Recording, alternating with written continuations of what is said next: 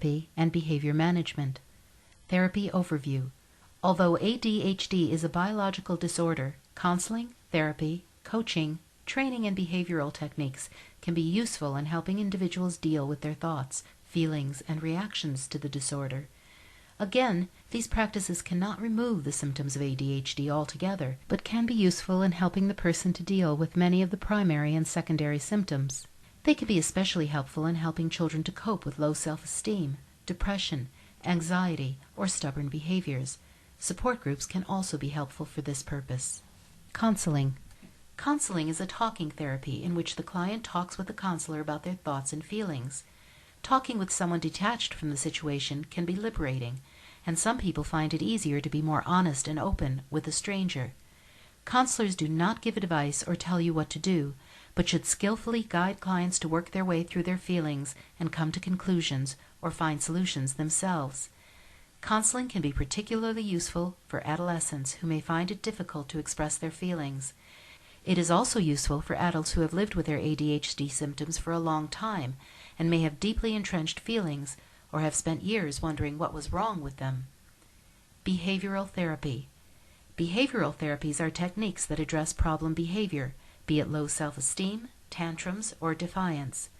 Therapies are practical and focus on dealing with specific problems you or your child are facing. Behavior therapies are usually offered by psychiatrists, psychologists, psychotherapists. Cognitive behavioral therapy counseling. Cognitive behavioral therapy, CBT, is a practical behavior therapy that helps people to develop skills in problem solving. Broken down, cognitive refers to how you feel about yourself and the situations you find yourself in, and behavior refers to the way you act.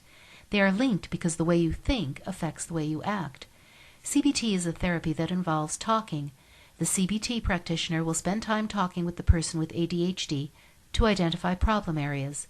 They then help the person to find more effective and positive ways to deal with difficult situations, feelings, or issues. CBT is a practical, hands-on therapy. It requires the person involved to be committed to change and to carrying out suggested methods between sessions. How does CBT help? Cognitive behavior therapy can help you or your child to retrain the way they think and behave. It gives the person with ADHD new tools with which to manage difficult situations, feelings, and their symptoms more effectively. What to expect from CBT? CBT must be carried out by a qualified professional. Sessions are usually for around 1 hour and may be weekly or more often depending on the need. The person is encouraged to talk through their feelings, behavior, and experiences in order to identify problem areas. The therapist will clarify the problem areas and work out a specific plan of action. Tasks are often set for the person to act on in between sessions. Cognitive behavior therapy requires commitment and hard work. It isn't a quick fix, but has proven to be very effective when used together with medication. Very impulsive children may find CBT too difficult for them. Parental training. No parent wants to be told how to raise their child, but if you have a child with ADHD, some parental training could be a good idea. It is important to establish that neither you nor your child is to blame for your child's behavior. Normal methods of parenting aren't always effective for children with ADHD. Parental training can give you new coping techniques, so you are able to help your child more effectively. This can be particularly helpful for parents who have ADHD themselves. The training program may involve teaching techniques that help you to develop easily understood rules for your child, use a simple reward system for the child, issue appropriate consequences immediately, develop consistency, structure, and routine for your child. Focus on positive aspects of your child and their behavior. Behavior modification. Behavior modification is one of the standard treatments for children with ADHD and is used mostly by parents and teachers. It involves creating a structured environment and using a reward system to reinforce positive behaviors and a consequence system to minimize negative behaviors.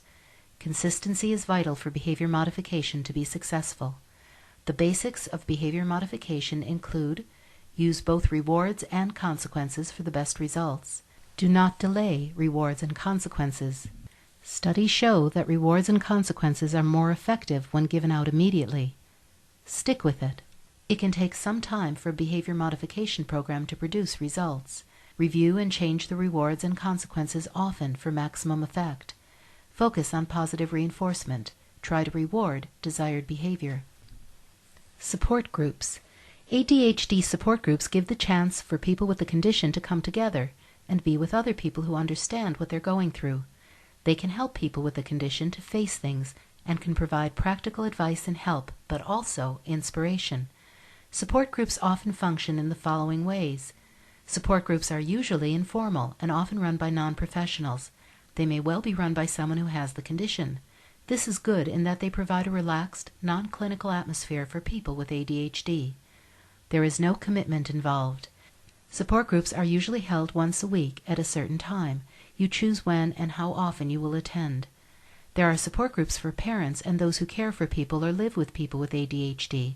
These can provide much-needed support for the caregivers. Coaching. ADHD coaching is a relatively new treatment for people with ADHD. Coaches work with clients on a one-to-one basis and aim to improve the client's personal and professional life through motivation and guidance. Coaching can help people with ADHD to develop structures to improve organization skills, set goals and make plans, find motivation and keep it, improve and develop time and financial management skills. A good coach works with the client to identify areas that need working on and helps you to achieve better results in these areas. They can motivate you to make the changes you want to make in your life. Coaches also focus on improving self-control and, more importantly, self-confidence. The coach wants you to succeed and is there to support you, but you do have to put the work in. The aim is for you to learn new skills, practice them, and receive support and encouragement as you do so. Coaching works as a form of behavior modification. It can be particularly helpful for changing behavior, improving self-perception, and increasing a person's sense of achievement. Finding a therapist. Finding the right therapist to work with you or your child is vital. Your chosen professional needs to have a thorough knowledge and understanding of ADHD and the issues that face those who live with it. It is vital to research your chosen therapy and to check the credentials of any therapist you're considering working with. Some therapies like coaching require no specific qualification, so it is worthwhile finding out about their background. Some coaches come from a background in psychology, counseling, or teaching, and one of these areas may be more useful depending on the need of the client. It may take some time to find the right professional for you or your child. Some suggestions for choosing a therapist are: ask your healthcare professional to recommend one or make a referral. Attend a support group. These can be excellent places to find out what works and what doesn't. There will be people with experience and knowledge of therapists available. Remember, however, that what suits one may not be right in your case. Check the phone book for professional therapists working in your area. Search the Internet. Make sure you're familiar with the qualifications and abbreviations a potential therapist claims to have. Check out the associations they are affiliated with.